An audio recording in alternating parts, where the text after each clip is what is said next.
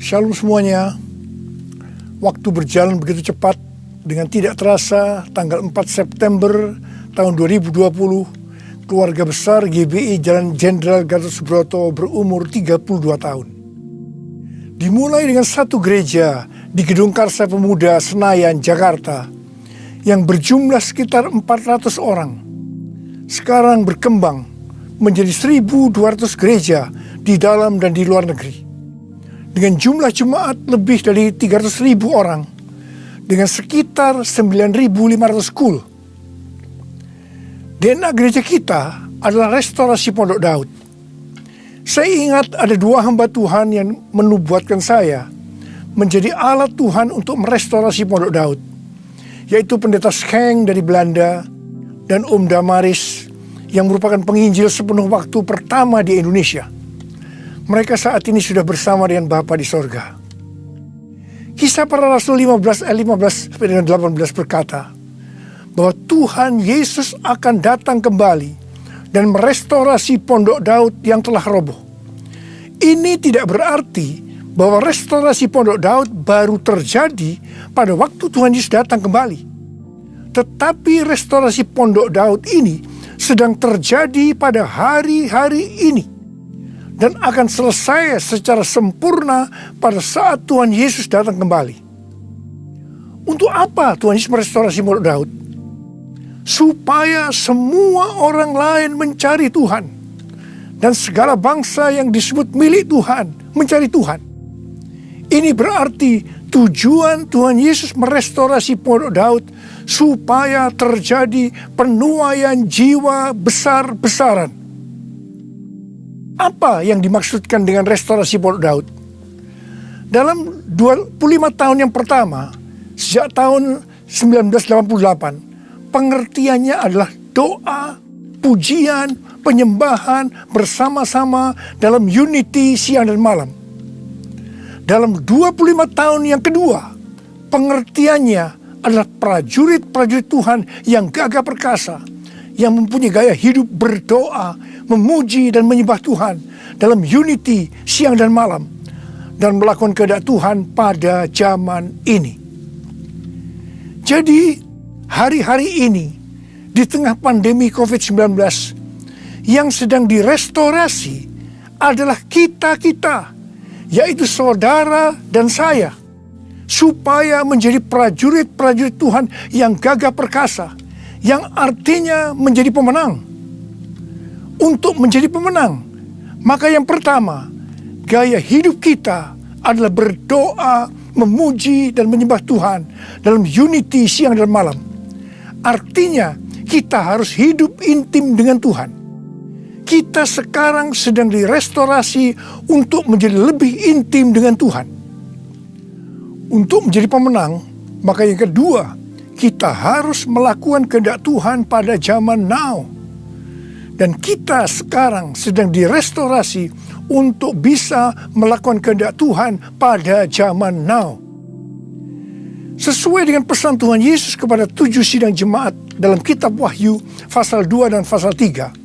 Yang berarti ini juga pesan buat kita semua, bahwa hanya pemenang yang masuk sorga.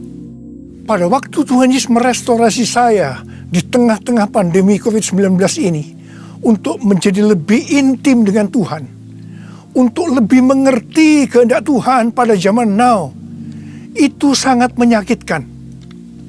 Saya diproses, saya dibersihkan, saya dimurnikan, saya harus diam di rumah, berdiam diri sampai dengan hari ini.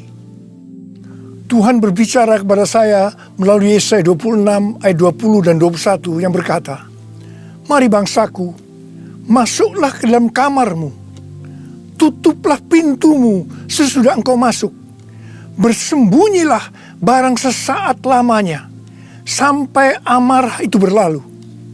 Sebab sesungguhnya Tuhan mau keluar dari tempatnya untuk menghukum penduduk bumi karena kesalahannya, dan bumi tidak lagi menyembunyikan darah yang tertumpah di atasnya, tidak lagi menutupi orang-orang yang mati terbunuh di sana."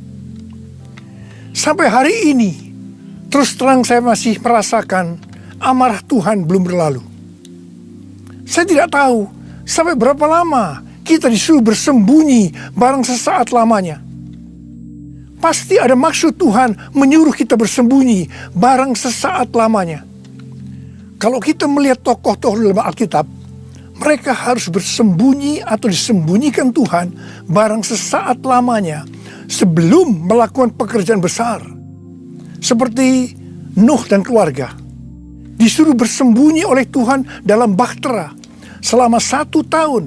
Sampai akhirnya Nuh bangkit menjadi bapa atas semua bangsa.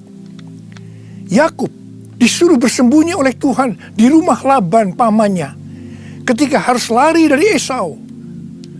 Tetapi 20 tahun kemudian Yakub bangkit dengan keluarga yang baru, kekayaan baru, identitas baru. Dia menjadi Israel, yaitu nama baru untuk umat pilihan Tuhan. Yusuf disembunyikan oleh Tuhan dari usia 17 sampai 30 tahun. Perbudakan dan penjara yang dia jalani menjadi sekolah di mana Tuhan mempersiapkan Yusuf menjadi orang kedua di Mesir setelah Firaun. Musa disembunyikan Tuhan di padang gurun selama 40 tahun. Dan akhirnya Musa tampil untuk membebaskan bangsa Israel dari Mesir. Daud disembunyikan Tuhan selama 15 tahun setelah dia diurapi menjadi raja Israel. Ketika Daud akhirnya naik takhta, dia telah menjadi orang yang berkenan di hati Tuhan. Elia disuruh bersembunyi oleh Tuhan di tepi sungai Kerit. Setelah itu dia sendirian menghadapi seluruh Nabi Baal di Gunung Karmel. Yunus disembunyikan Tuhan dalam perut ikan selama 3 hari 3 malam. Setelah itu dia ke Niniwe berkhotbah dalam kebangunan rohani terbesar dalam sejarah. Murid-murid Tuhan Yesus disuruh bersembunyi oleh Tuhan di kamar loteng Yerusalem selama 10 hari. Sampai Roh Kudus dicurahkan secara luar biasa. Mereka dipakai untuk melakukan amanat agung. Penuaian jiwa besar-besaran terjadi. Paulus disembunyikan oleh Tuhan di tanah Arab dan di Damsyik selama 3 tahun. Ketika dia kembali, dia dipakai Tuhan secara luar biasa dan menjungkir balikkan dunia. Paulus juga disembunyikan Tuhan di dalam penjara Romawi. Ketika dibebaskan, Paulus sudah menyelesaikan surat penggembalaan Efesus, Filipi, Kolose, dan Filemon. Rasul Yohanes disembunyikan Tuhan di Pulau Patmos, di mana kitab Wahyu, kitab nubuatan terbesar sepanjang masa, dituliskan, dan sekarang itu diberikan kepada kita. Akhirnya, yang paling luar biasa, Allah menyembunyikan Tuhan Yesus. Dia tinggal di dalam rahim bumi selama 3 hari. Dan pada hari ketiga, Tuhan Yesus bangkit dan membawa keselamatan bagi seluruh umat manusia. Saya percaya, setelah kita, yaitu saudara dan saya, taat waktu disuruh bersembunyi barang sesaat lamanya, meskipun kita akan mengalami hal-hal yang tidak enak, kebosanan, perasaan takut, khawatir, putus asa. Tetapi pasti setelah itu ada berkat, kuasa, pengurapan double portion yang Tuhan Yesus sediakan. Haleluya! Ke depan ini, Tuhan akan memakai setiap kita sesuai dengan rencananya. Untuk itu, Tuhan menyembunyikan kita barang sesaat lamanya.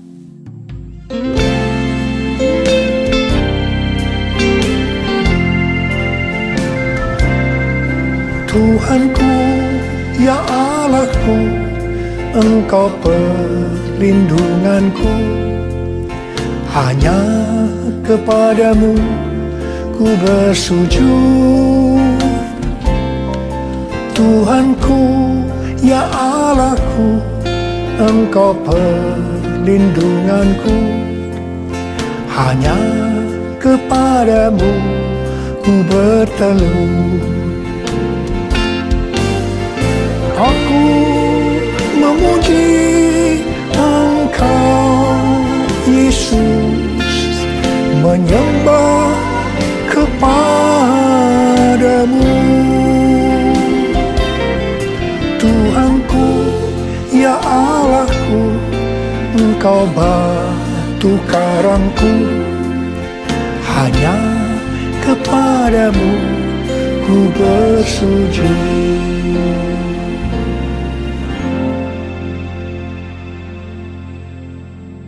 Tadi dikatakan, untuk menjadi pemenang, maka ada dua hal yang harus dilakukan.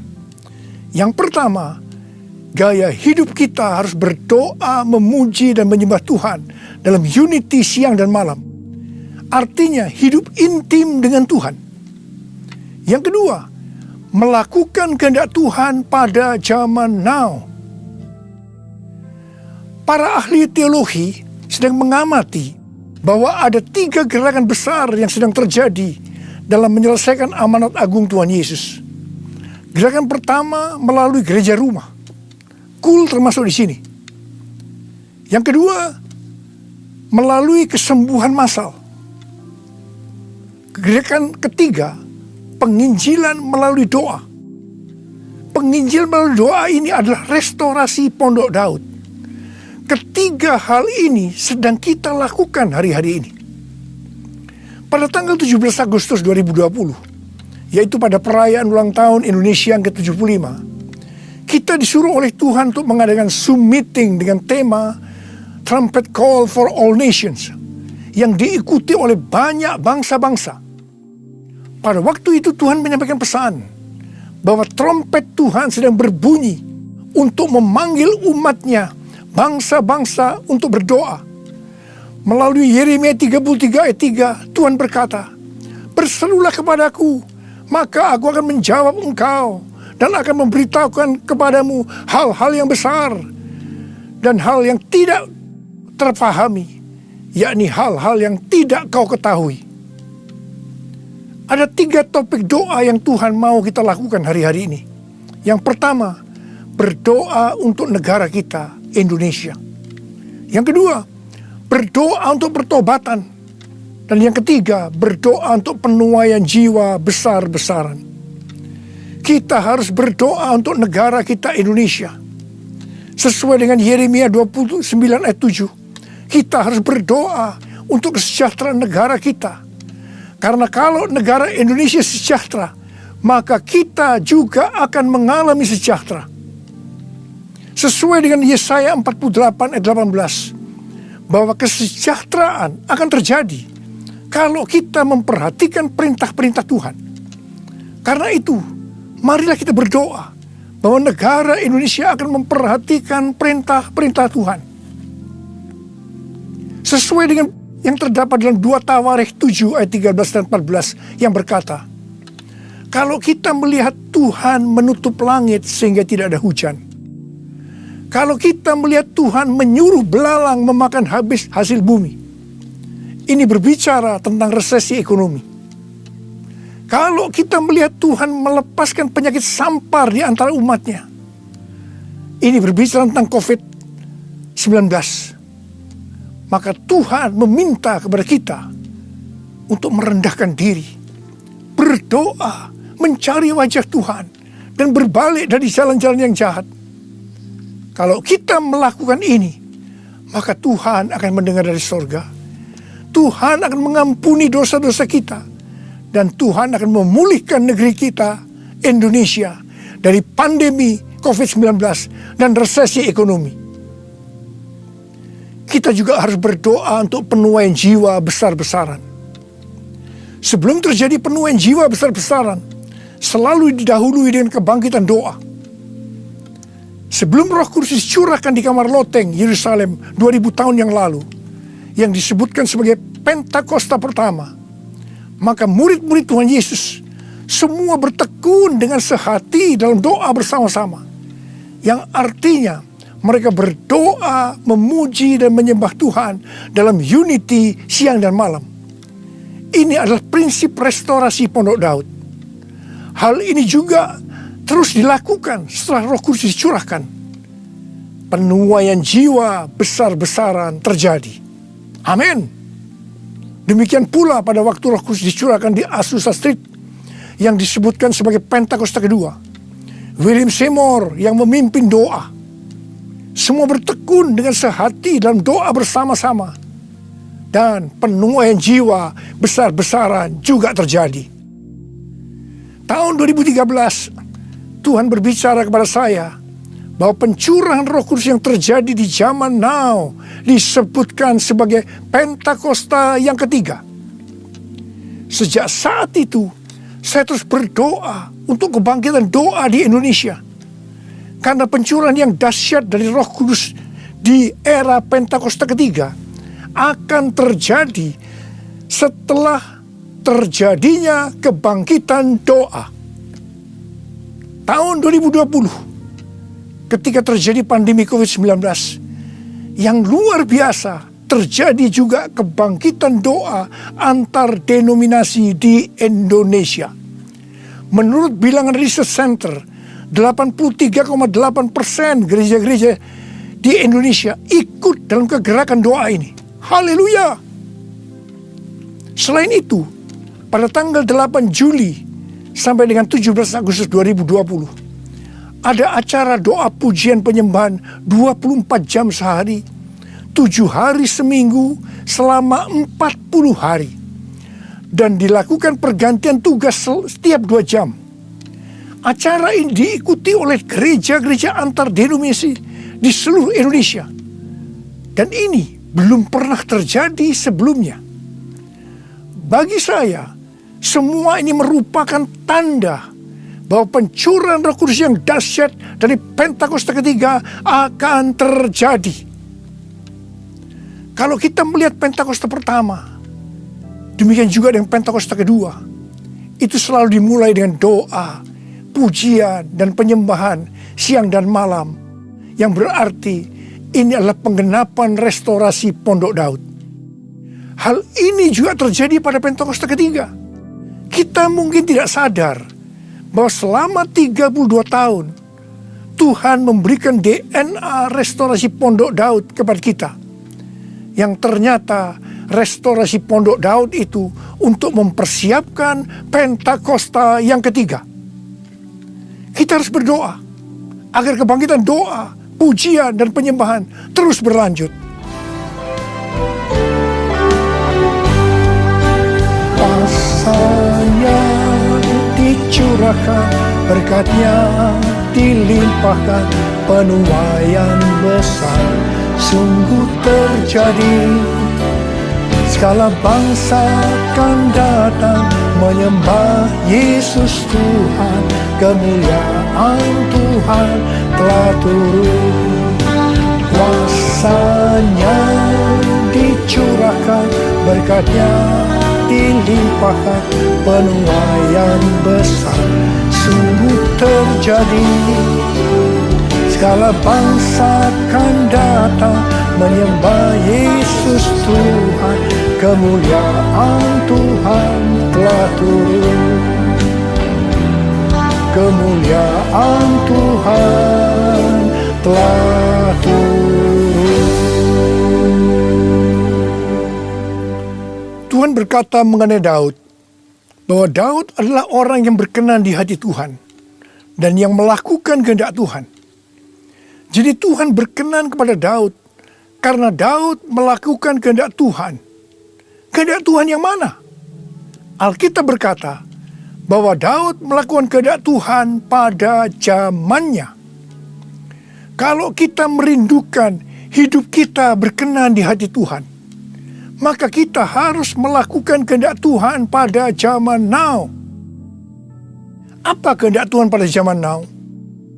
Yang pertama, pada waktu Tuhan Yesus ditanya oleh murid-muridnya tentang tanda kedatangannya dan tanda kesudahan dunia, salah satunya Tuhan Yesus menjawab dari Matius 24 ayat 14 yang berkata, dan Injil kerajaan ini akan diberitakan di seluruh dunia menjadi kesaksian bagi semua bangsa. Sesudah itu barulah tiba kesudahannya. Tuhan Yesus akan datang kembali setelah Injil kerajaan diberitakan ke seluruh dunia, menjadi kesaksian bagi semua bangsa. Tuhan Yesus pasti datang kembali.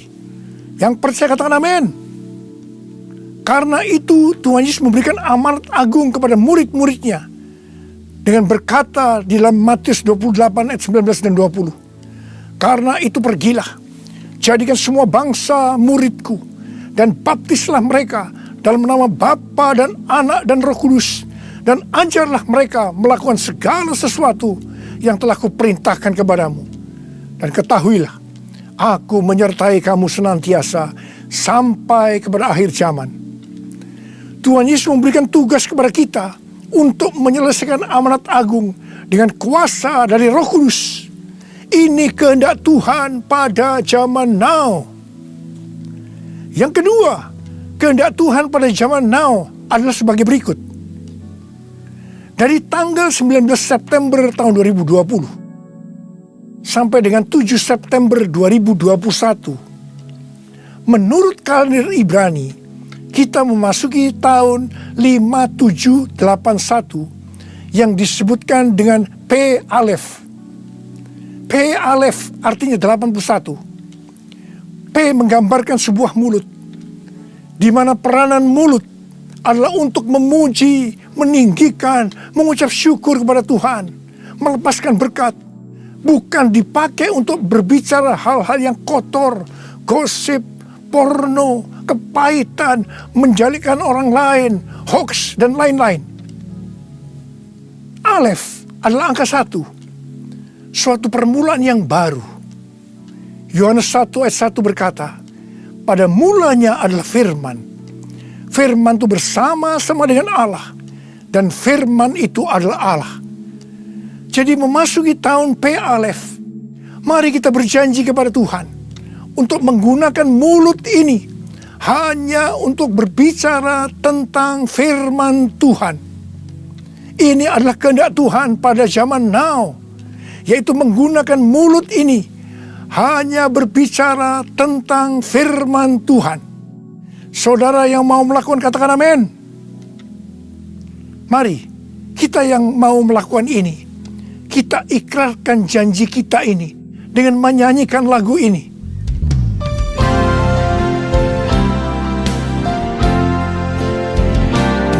Mulutku penuh dengan pujian kepadamu ya Yesus Tuhan.